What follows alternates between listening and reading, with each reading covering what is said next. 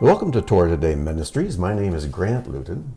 I'm Robin, and this is Breadcrumbs. Yes, it's been quite a while since we've recorded one of these. It has, and we really hope that this podcast will be a casual yet profound conversation about how the Torah is more than a collection of stories and rules. Exactly. It's a blueprint for life, isn't it? It is. The Word, Grant, it contains every morsel of truth and wisdom we need to live our best lives. Absolutely. It's our discipleship manual for how to live as a human being. It really is daily bread for the soul. It is. So we hope to share a few breadcrumbs today. Yes. And you know, we were just talking about how many hundreds, between the two of us, the hundreds of teachings we've done over the decades. And yet compared to the vast amount of wisdom and truth in God's Word. Well, it's eternal. I mean, the size of the Bible. Everything we've done just is crumbs. But if they're crumbs from the master's table, they're satisfying and filling and are just a first fruits of that great meal we will enjoy with Him in eternity. So we hope that these crumbs will be a blessing to everybody who's listening. Well, a few weeks ago, we were in our small group on Sabbath, and we are studying the book of Acts. Right. So why don't you start this conversation by sharing what we talked about and sort of what direction it went? Yeah. Well, we were in Acts chapter 9, where we are introduced to Paul. And, of course, his Hebrew name is Shaul, Saul. And it has the story of how he was on the road to go persecute the followers of Messiah. And you all know the story. While he's on the road, suddenly there's like a flash of light and a voice from heaven. Saul falls to the ground and he hears a voice saying, "Saul, Saul, why are you persecuting me?" And he says, "Who are you?" And he says, "I'm Yeshua." And he just changes Paul's life. It's almost, we were talking that day about, it felt like he was violating God or Paul's own will. He was violating Paul's free will. Interrupted it. Yeah. You know, we sometimes say God will never violate our free will. Of course He does. You know, I wasn't willing for the snow blizzard to come a couple nights ago and have to drive in it. But God had other plans. And but with Paul, God just said, "You're going to serve me. You're going to suffer for me. And you're going to take the good news of Messiah to the world. Period." And it was and he did. It had such powerful impact because the people who had known about Saul, they couldn't believe it. They couldn't believe it. And so he had so much credibility. And so the question came up. Well, if God can do this with Saul, why doesn't He just do it with everybody? So everybody knows. Just reveal yourself to everybody. And we can get on with it. Just shine out of heaven and say, "Hey, folks, it's me. Quit rebelling against me. Serve me." And, you know, why did He just reveal Himself to everybody at once? But He doesn't. He did it with Saul, but that was kind of an exception. As a matter of fact, we've talked before about how it almost seems like He hides Himself at times. Yes. Oh, He does. In Isaiah, I think it's 45, where the prophet says, "You are a God who hides Himself." And the thing is, we know that in the future there will be a day when every eye will see Him. And it says that every knee will bow and every tongue confess that Yeshua is Lord and Master, to the glory of God. So it will. So He's going to reveal Himself. He did it with Saul. He's going to do it with the whole world later. So why are we going through this 2,000-year period where it's like we plead with people and we cajole people to come to faith and to embrace Yeshua as the Messiah and to follow His word. And there's so much confusion about what that looks like. Yeah. And it's a painful process at times. So that was the question that was posed a couple of weeks ago. So if you're listening to this right now, maybe it's a good place just to pause the recording and think about it. See what answer you come up with, and then hit play again, and you can hear what we came up with in our discussion. So, which is just going to provoke more questions and more discussion, but that's the point. So here's your chance. You want to hit pause? Do it now. Okay, we're assuming that you're ready to pick up where we left off. And here is the answer we came up with. I'm pretty sure it's the right one. And it's this. Though the whole world is going to believe in Messiah someday, out of everyone in the world, God is calling forth the few who will be his bride. He wants a bride. He wants a group of people who, on this side of death, on this side of Messiah's revelation to the world, they'll put their faith in him. And pursue him. Without seeing him, without having all the signs and wonders. Without getting knocked off your donkey. But that deep thing inside of them is responding to the deep thing that God is doing. And they'll say, this is what I want, without the proof. Because, you know, and I think we've talked about this before, but in the Jewish wedding, the ancient Jewish wedding, when a man proposed to a woman, he would have to go to her father's house, get permission, and then he would present a cup of wine. And if she drank it, she's saying yes. If she pushes the wine back to her, she's saying no thanks, I'm going to wait for a better offer. But if she accepts the offer, the proposal for marriage, then at that point, they're considered legally married, legally betrothed. Called betrothed, Yes. It's a period of kedushim, from the word kadosh, set apart, or we usually translate it holy, but it means set apart. So they're legally married, but they do not touch, they do not live together. I mean, that moment, I think if they gave each other a hug, you know, or maybe a kiss, nobody's going to complain too much. But it's not consummated. But basically, they're still living apart. And he would say, I'm going to prepare a place for you so that where I am, you can be also. I'm going to add on to my father's house. And they still do this today in Israel. And I remember in Nazareth spending time in the home of a Palestinian Christian pastor. And his son was building another floor on top of the house for him and his wife to live in. So he was literally adding on to his father's house. So Yeshua has done that with us. He's offered this proposal. Will you be something more? Will you be faithful to me? Will you follow me? Will you wait for me? Will you serve me and trust me and build your life around this promise I'm making to you? And be faithful. And then he leaves. He leaves. And here we are, we're Kedoshim, we're Kadosh, we're holy. It's waiting time. And during this period of time, this is when a bride would learn everything she can about her husband's favorite foods, what he likes, what he dislikes, what's his sense of humor like. She would learn everything she could, and she prepare the clothing she's going to take. That's key. She's going to be preparing all these things, not knowing when the wedding day would be. But they live apart until the wedding day. And that's where we're at now. And don't you know that there were times when her friends may say, you know, he probably would have come back by now if he intended to really marry you and be your bridegroom. Maybe you should just give up on it. There are a lot of great Jewish stories over the centuries about this, about a woman who's accepted a proposal of marriage from a prince. It's usually a prince or a king. And then he goes away. And then people come and say, oh, I heard he married somebody else. And he's forgotten all about you, and he's not coming back. And these stories, but she would think, no, I know enough about this man, this king who's proposed to me. I know he wouldn't do that. And she faces down the temptations and the doubts and keeps herself pure and ready. And of course we know that eventually the bridegroom would come.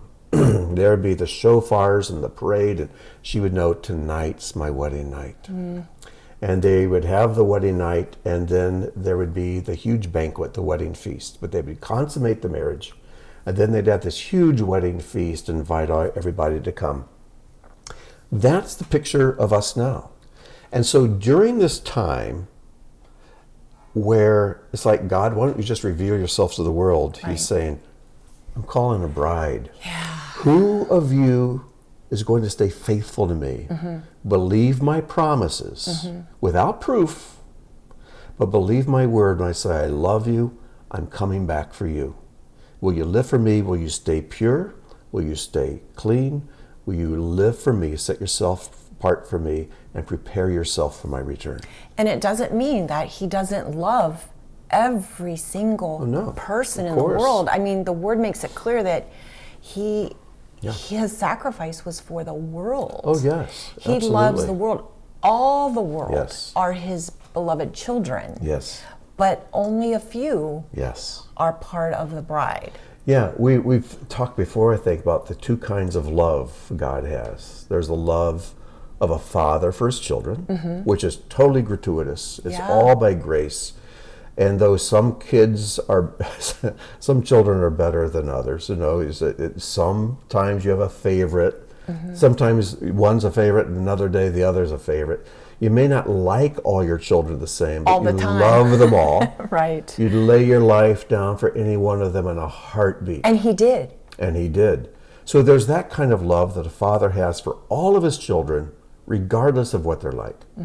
But there's a different kind of love, and that's the love of a husband for his wife. That's very unique. And that requires our response to him. Right. That kind of love is earned. And he doesn't force it. He truly allows himself to be ignored. Yes.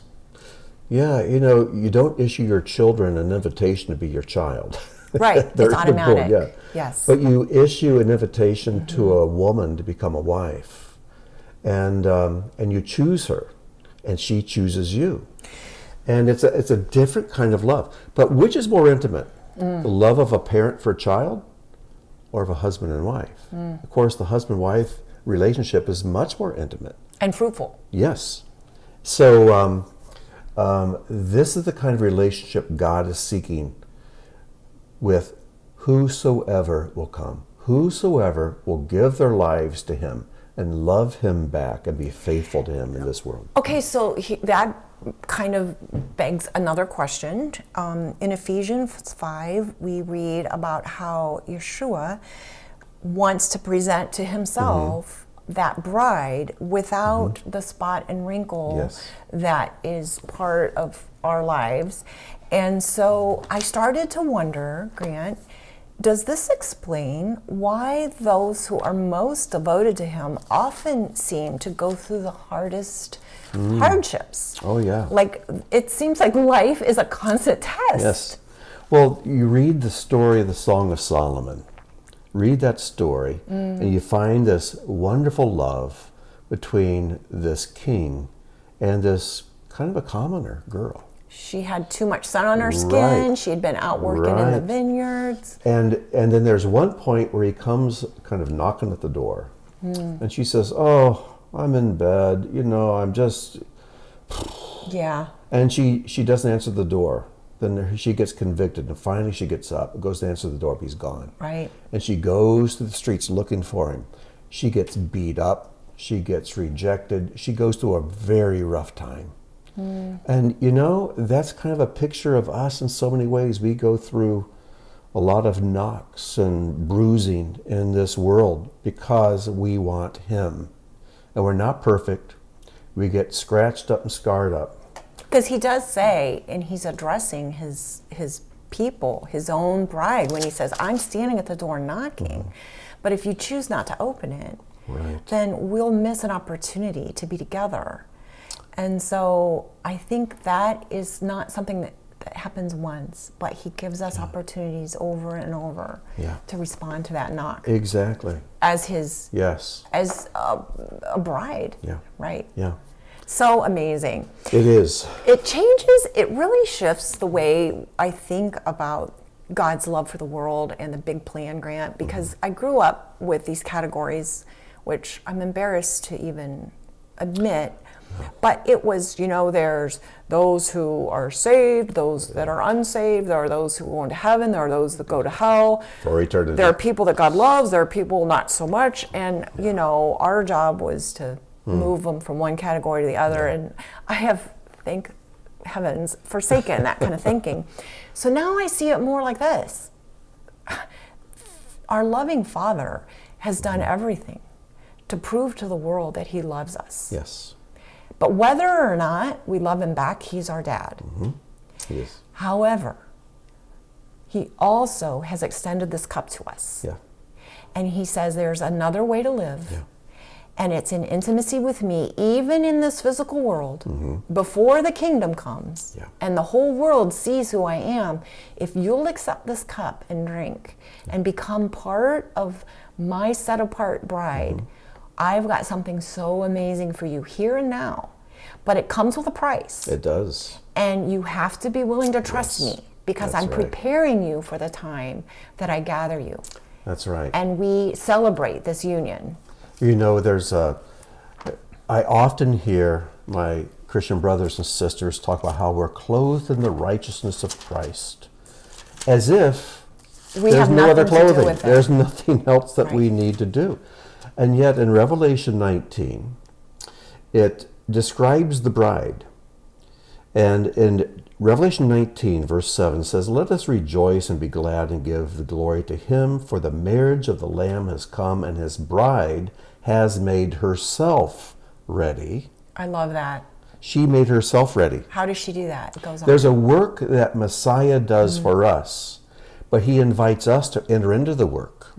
And there's something we need to do to make ourselves ready. And the next verse says, "It was given to her to clothe herself in fine linen, bright and clean."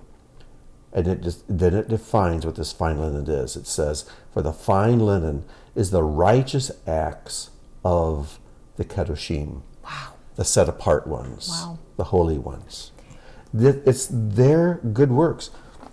So yes, there's a clothing that we're clothed in, the righteousness of Messiah, but I've been told that those words refer to the undergarment. So there's this But beautiful this is the outer garment. woven Yes. gown that Yes. we are weaving together Yeah. in this life if we choose to. The righteous acts of the holy ones. Because the we're Kedoshim, the so set used, apart. so many of us are so used to hearing that what we do doesn't matter because it was all done. There's an element of understanding that to be true, but we misunderstand and become really passive. Yeah. And I don't want to show up without the proper clothing. Yeah. Well, this brings up another question, and the thing is, are we the bride of God, or are we the bride of Messiah? That's a big question. And I used to think, okay, well, Israel's the bride of God, but we, the church, the Christians, we're the bride of Messiah. It gets so dicey. And that gets, No. honestly, that's a little goofy. And, God, I think, kind of chuckled and says, okay, you can believe that for now, but eventually we need to grow up here a little bit. And I still don't understand it all very well. But Psalm 45, I just recorded Psalm 41 a few days ago, and I'm really looking forward to getting to Psalm 45. And I call Psalm 45 a song for Messiah's wedding. The whole psalm is a wedding psalm. It's describing a wedding. And it starts off by describing the bridegroom. And it refers to this bridegroom as God. "Gird your sword on your thigh, O mighty one, in your splendor and your majesty." And it goes on to say, "Your throne, O God, is forever and ever. A scepter of uprightness is in the scepter of your kingdom. You have loved righteousness." And it goes on, "And all your garments are fragrant with myrrh and aloes. Ivory palaces, stringed instruments have you made. The king's daughters are among your noble." It's describing this place for the wedding. But then it describes the bride. And it says in verse 11, "Then the king will desire your beauties." It talks to this daughter, this bride. "Because he is your Lord, bow down to him." And then in verse 13, I love this verse. In Hebrew, it's called kavodah. All of her glory, the glory of who? The Bat Melech, the daughter of the king. Panima, it's internal, it's within. All the glory of the king's daughter is internal, it's I love within. that verse. But then it says her clothing is interwoven with gold. Wow. What is gold in Scripture? It always represents God's presence, but also represents faith. And faithfulness. Yes, faithfulness. And it says, she will be led to the king in embroidered work. The virgins, her companions who follow her, will be brought to you. They will be led forth with gladness and rejoicing. They will enter into the king's palace. So you see, this is a king's daughter who is marrying a king. So if we're the bride of Messiah, who is our father? He's the king. Right. He's God. Right. Who is our bridegroom? The king, Messiah. And you know, this is foreshadowed, I believe, back in the garden. When God made Adam, how many were involved in making Adam? Just one, just God, just the Father. Right. That's all who was involved. It was all him. He formed him out of the dust, breathed in his nostrils the breath of life. But then, how many were involved in the creation of Eve? There were two. Right. There was God, but he took a side from Adam. And Adam had to cooperate with that. Yes, he had to cooperate with that. He had to, first of all, be dissatisfied with all the other creatures, say there's not a fit helpmate. He had to here have for a desire. Yeah. And God even said, out of God's perfect, beautiful creation, is one thing that wasn't good. It wasn't good for the man to be alone. So God had to create again. And this time with Adam's cooperation. So he takes Adam's side, fashions a bride, brings her to him. And then Adam embraces her. He identifies who she is. She's bone of my bone, flesh of my flesh. And he names her. And so he's very much involved. He's not completely passive in this. But he is involved and a partner in the creation of this bride. We're the bride. And when I say we're the bride, I'm talking about all of Israel, all the way up to the return of Messiah, Jew and Gentile alike. Together we're the bride. But we're also the daughter of a king, Right. marrying a king. And you know what? Our daughter hasn't been married yet, so I don't know what it's like to be the father of the bride. But I've done a lot of weddings. And when I see the father of the bride, he is also up front. He's presenting his daughter to the bridegroom. He's part of this. He's part of it. He's rejoicing just as much in this, and he's weeping, and he's filled with joy.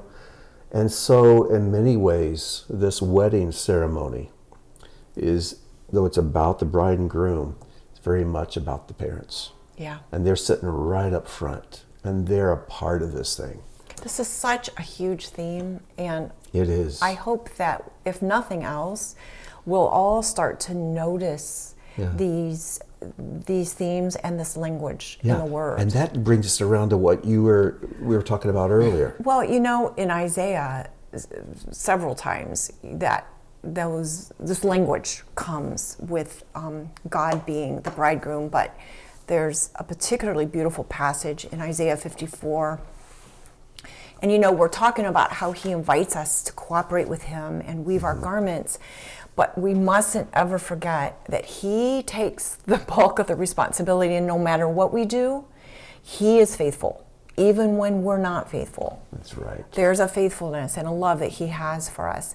And he says in verse 4, "Fear not, for you will not be put to shame. Do not feel humiliated, for you will not be disgraced. You will forget the shame of your youth, and the reproach of your widowhood you will remember no more, for your husband is your maker, Yes. whose name is the Lord of hosts, and your Redeemer is the Holy One of Israel, who is called the God of all the earth." And he goes on and he says, you know, for a brief moment it might have felt like I forsook you because you kind of committed adultery. Yeah. But then he says, and in an outburst of anger, I did hide my face for you but a moment. But he says, Grant, with everlasting loving kindness, I have compassion on you, and I will gather you in as my bride. Wonderful? And I love to think of the end of the story when the new heavens and the new earth are described. Yeah. And the bride comes down. Yes. And what's amazing when you say that, there in Revelation 21, the angel tells John, Behold, let me show you the bride, the Lamb's wife. He says, he took me to a high mountain, and I beheld the New Jerusalem descend out of heaven from God. And the New Jerusalem is a perfect cube, just like the Holy of Holies. Yet this is her home. Which this denotes is the home. intimacy with God. Well, here's something interesting. If I can just go back to Psalm 45 for a second, where it says, all of the glory of the king's daughter is panema. That word panema is really interesting. Don't confuse it with Penina, which was Samuel's mother, but this is panema. It's only used 5 times in the Bible. 2 times it's referring to inside the tabernacle and inside the temple.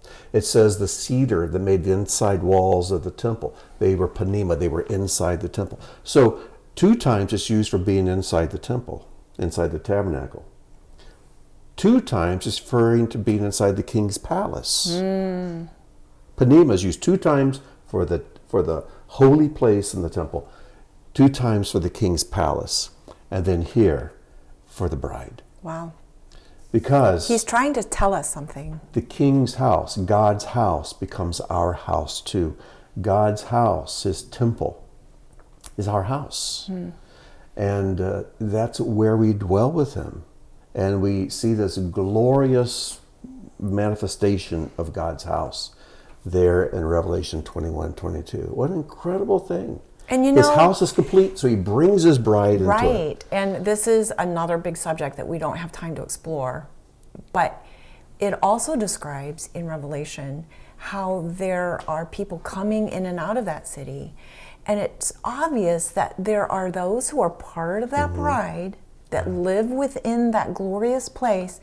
And then there are people that God still loves, and they're coming in and out, and they live outside of it. So, everybody's his children. That's right. But not everybody's part of the bride. Right. Yeah. So this hidden, beautiful secret, what a divine theme. Oh, it is. What a romantic thread through his word. And no wonder marriage is under so much attack, because it's such a sacred idea. And it just hits me while we're talking how appropriate that we should call this discussion breadcrumbs. Because what we're sharing with you are just crumbs. Barely. But hopefully they can give you a taste of where they come from. Yes. Because there's no way we can address this topic to any degree that it deserves. It's like a glimpse. Just a glimpse. And but if we can take you up to the place where you can just begin to get an idea, a taste of what this is about, then mission accomplished. So share with our listeners that beautiful quote by Ginsburg that you were sharing with me earlier. This is. I'll just read it and then we can discuss it a little bit as we close. He said, from the Torah's revealed dimension, you learn how to feel like a child or servant of God. So the revealed dimension are the words you see on the page. And by reading the Bible, you can feel like a child or servant of God, because it tells you what to do with your life, how to obey, how to be like the Father, how to serve. It says, but from the Torah's inner dimension, you learn how to feel like God's spouse. Wow. In other words, there's something deep behind the words that speak to something deep within me, because all the glory of the king's daughter is panema. It's within. And God's inner dimension of his Torah is panema. It's under the surface, it's hidden away. And when we in our spirit can connect with the spirit of the Torah, the spirit of God's word, and so we read the words with our minds, but there's something deep behind the words that goes right into our soul and spirit. So when we feel like a spouse. Right. So his letter to us, we can sense the romance. We can sense the love of only a spouse for a spouse can have. An invitation two lovers can have. for real divine connection that That's right. is beyond anything we That's can exactly imagine. Right. Yeah.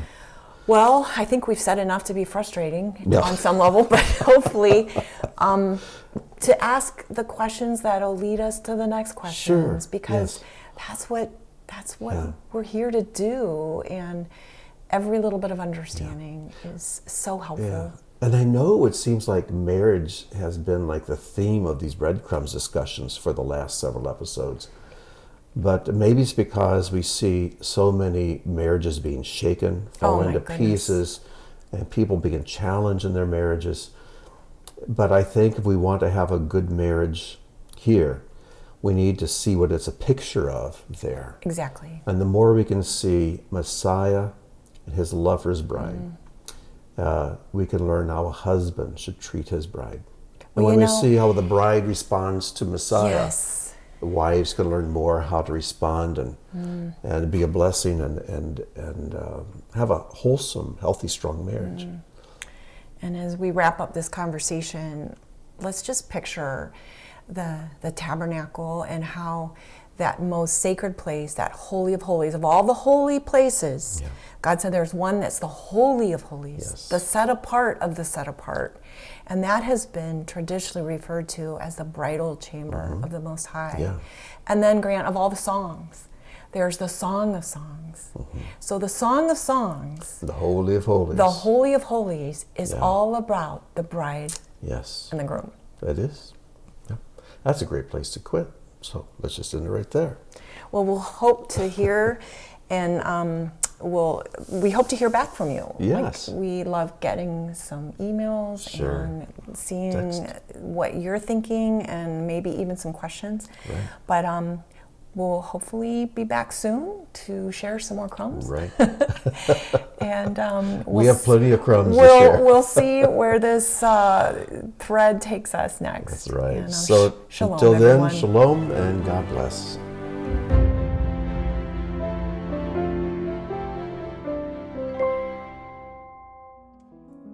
Thank you for joining us for today's teaching. If the work of Torah Today Ministries has touched your life, please consider making a donation or sponsoring an upcoming video. As a video sponsor, you'll have an exclusive opportunity to memorialize a family member, celebrate a special event, or simply support the ongoing creation of similar content. Your tax-deductible contribution helps ensure that our teachings continue to reach all who are longing for truth. Click the link or visit our website to learn more.